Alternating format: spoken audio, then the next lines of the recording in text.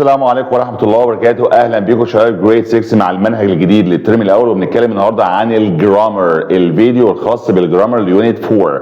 زي ما احنا عارفين في كل سيشن أو في كل فيديو بنشرح درس معين خاص باليونتس، فاليونت بتتشرح فيديوز منفصلة كل ليسن فيديو، والجرامر نفس الكلام هنشرحه في فيديو منفصل. فهنتكلم النهارده يا شباب عن الجرامر الخاص بيونت 4 لجريد 6، والفيديو ده يا شباب لطيف كده ولذيذ وعلى السريع بيتكلم على الفرق ما بين must وmustn't، وده للضروره والالزام، حاجه لازم تعملها وضروري، لو ما تعملش هيكون فيها عقوبه او نتيجه سيئه. and shouldn't ودي للنصيحه، عملتها ما عملتهاش it's up to you، دي حاجه ترجع لك. يبقى انا عندي دلوقتي بتكلم عن ايه يا شباب؟ الحاجه الالزاميه الضروريه اللي لازم تتعمل، والحاجه اللي تتعمل للنصيحه. يبقى انا عندي دلوقتي must والنفي بتاعه mustn't، وبجيب بعدهم verb مصدر. عندي should والshouldn't، ودي برضو بجيب بعدها verb infinitive مصدر. طب كده يا شباب يلا بينا على البورد وبعد كده هنحل عليهم examples في الكتاب.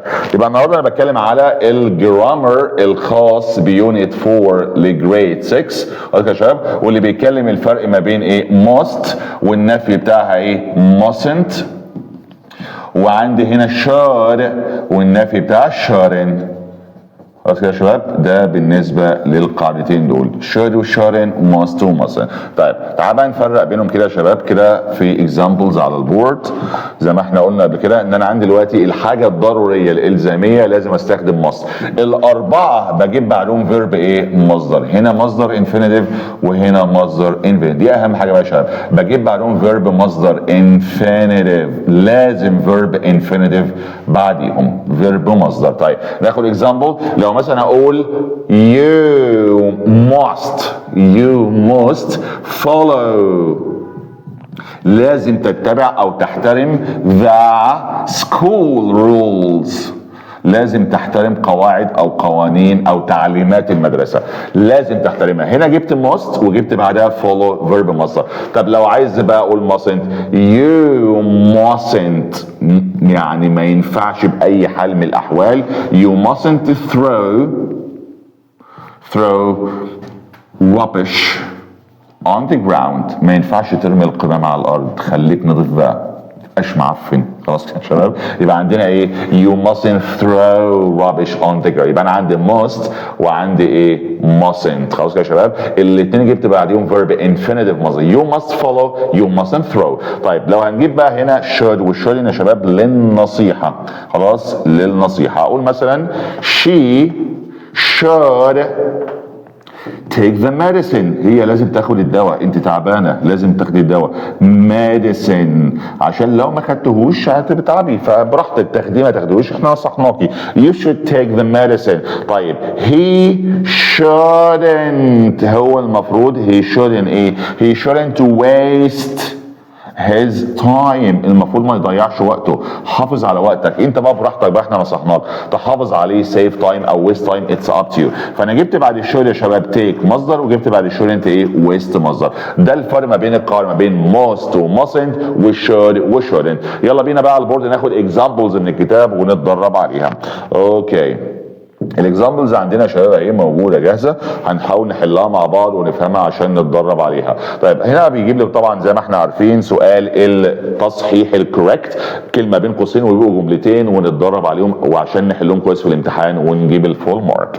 طيب نمبر 1 you mustn't respect nature، انت مش لازم تحترم الطبيعه. طبعا الكلام ده ما ينفعش اقول ما يحترمش الطبيعه، لازم احترم الطبيعه. يعني بدل ما هي mustn't هتبقى ايه هتبقى must، لازم نحترم الطبيعه. يبقى you must respect nature. طيب we mustn't، انت فاهم ان must وmustn't بجيب بعدهم verb ايه مصدر، فهنا بدل ما هي playing هتبقى ايه هتبقى play. الفيرب المصدر بشيل اي اضافات الاس الing الاي اي اضافات، بسيب الفيرب ايه مصدر. يبقى we mustn't play you must respect مصدر. طيب you shouldn't take medicine when you are ill، المفروض ما تاخدش الدواء انت تعبان، لا المفروض ناخد الدواء. يبقى بدل ما هي shouldn't هتبقى ايه هتبقى should.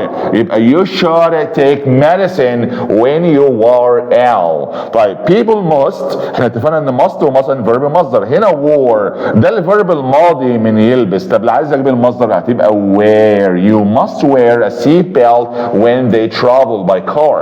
طبعا لازم اكون حافظ تصريفات الافعال كويس جدا يا شباب عشان لو جاب لي فيرب في الماضي اقدر ارجعه لاصله اللي هو المصدر بتاعه، زي الفيرب wore المصدر منه wear.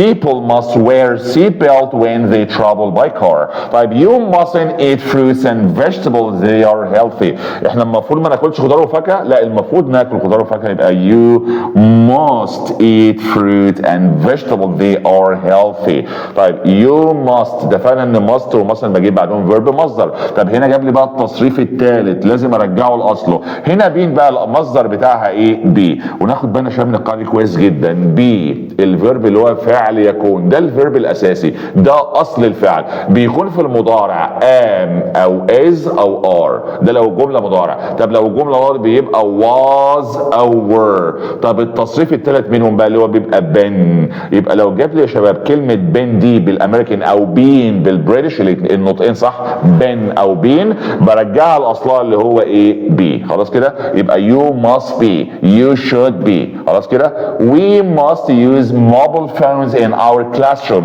احنا المفروض نستخدم الموبايلات في الكلاس روم؟ لا طبعا مش المفروض نستخدمها. يبقى بدل ما هي must هتبقى ايه؟ هتبقى mustn't. اوكي you mustn't throw in trash on beaches. عفوا هنا must و mustn't فيرب مصدر، فهنا المصدر هحذف ايه؟ هحذف الاي ان جي واخليها throw. يبقى you mustn't throw rubbish او trash on beaches. طيب you mustn't respect nature. انت مش المفروض تحترم الطبيعه؟ هي نفس الجمله دي. لا طبعا المفروض نحترم الطبيعه، يبقى بدل ما هي must انت هتبقى ايه؟ must. طيب you should scare birds or animals. انت المفروض تخوف الحيوانات والطيور؟ لا طبعا ما ينفعش اخوفها، لازم اوفر لها بيئه امنه. يبقى بدل ما هي should هتبقى shouldn't. يبقى you shouldn't scare birds or animals. طيب it's a great film. الفيلم ده رائع او جميل. you shouldn't watch it. انت المفروض ما تشوفوش؟ لا بالعكس، هو طالما فيلم great حاجه كويسه يبقى انا المفروض ايه؟ اشوفه. يبقى you should watch it. خلاص. students shouldn't الطلبه مش المفروض يجوا بدري؟ لا طبعا احنا اتفقنا should و shouldn't و must و mustn't فيرب مصدر، فهنا المصدر هحذف الاس واخليها ايه؟ هخليها come. خلاص كده يا شباب، ودي القاعده بتاعتنا، الفرق ما بين should و shouldn't و must و mustn't، وكلهم الاربعه بيجيب بعدهم فيرب مصدر. بالتوفيق يا شباب، اتمنى تكون القاعده سهله وواضحه ومفهومه وقدرنا نتدرب عليها. حلوا على اي قاعده جرامر كتير عشان تثبت في دماغنا، وبالحل كتير هنبقى متفوقين ان شاء الله. بالتوفيق يا رب، دايما اشوفكم دايما على خير. انا احمد صقر and thank you so much.